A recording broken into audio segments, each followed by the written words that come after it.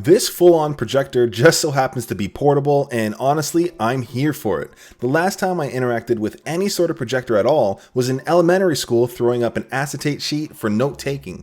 Needless to say, projectors have come a long way, and this is the Nebula Mars II Pro by Anker. Today I'll be taking you through my unboxing, setup, and my review and uses of this portable projector. And if you're new here, thanks for stopping by. On this channel I cover gaming, tech, and a few things in between, so if you enjoyed the video, leave a like or a sub, otherwise you will burn the roof of your mouth with a hot beverage. Thanks to Nebula by Anker for sponsoring today's video. So jumping right into the build and design, this is almost what makes me the most impressed. As a full-on smart projector, the fact that it's so small is what really gets me pumped. With the all-black finish, it actually ends up looking super clean, elegant, and minimalistic, and the front shutter is actually the on-off switch as well, with a satisfying click. And for the fine detail, easily my favorite part is the Nebula branded leather handle. It just feels really nice to hold, and the entire thing is built extraordinarily well. On the top end of the projector, you've got some buttons, a Bluetooth pairing button, a back button, volume up and down, as well as navigation buttons. For I/O, you've got an HDMI port for all of your devices, a 3.5mm headphone jack, and a USB-A port. Lastly, you've got the 4 LEDs on the top that showcase your battery levels, since yes, this projector will last up to 3 hours on battery.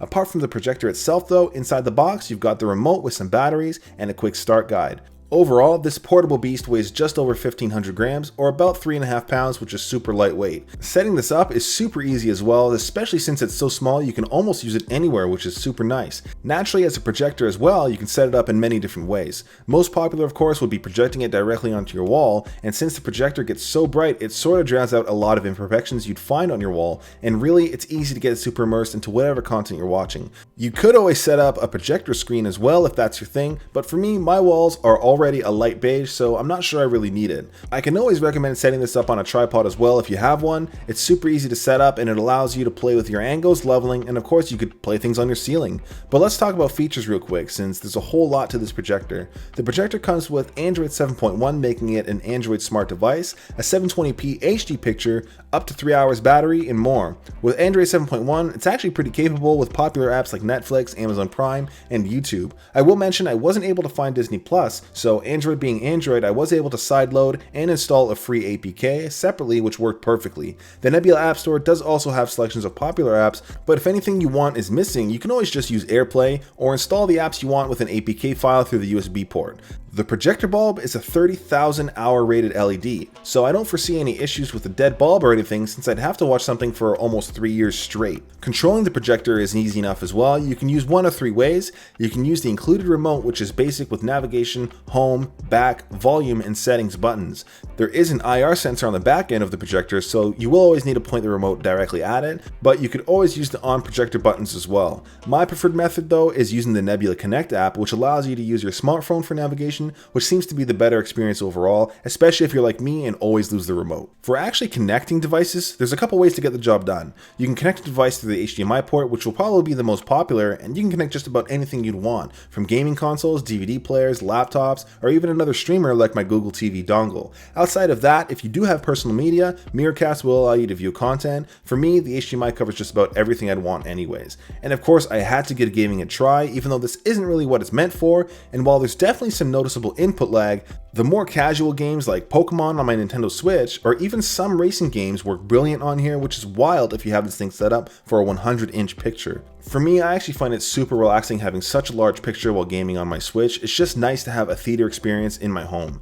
Anything that needs more reaction time though, like this might not do the trick. The input lag for person-to-person interaction might keep you at the respawn screen. For the casual gaming experience though, this works absolutely wonderfully. But apart from gaming, what I'll use this mostly for is entertainment. With a 500 ANSI lumen LED lamp, the picture actually gets a lot brighter than I was expecting, and again, you can get between a 30 to 150 inch display. For me, I've only ever really had a 75-inch TV tops, so bumping that up 25% to a 100-inch screen is nuts.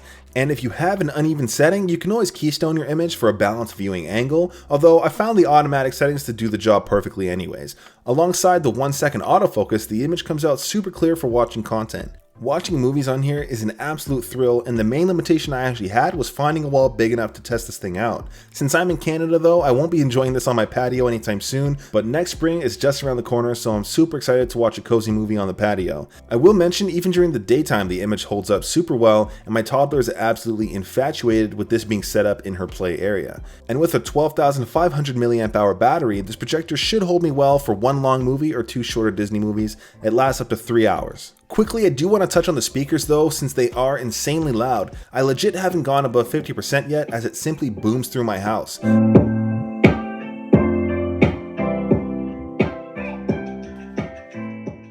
I'm looking forward to testing these speakers outside, since honestly, this will make such a good movie night for all the kids in my neighborhood. And outside of that, the speaker can be used as a standalone Bluetooth speaker by going into Bluetooth speaker mode. And considering you've got two 10-watt speakers in here, it's crazy loud. And since it is sort of relevant to sound, I will mention the fan that kicks in isn't really noticeable and seems to hover around 30 decibels. Really, this whole package impresses me, but let me know down below in the comments, what would you be using this for? Between the portability, image quality, and massive sounding speakers, this is an easy choice when it comes to portable projectors. Thanks again to Nebula by Anchor for sponsoring today's video. I'm gonna go watch some movies on my ceiling.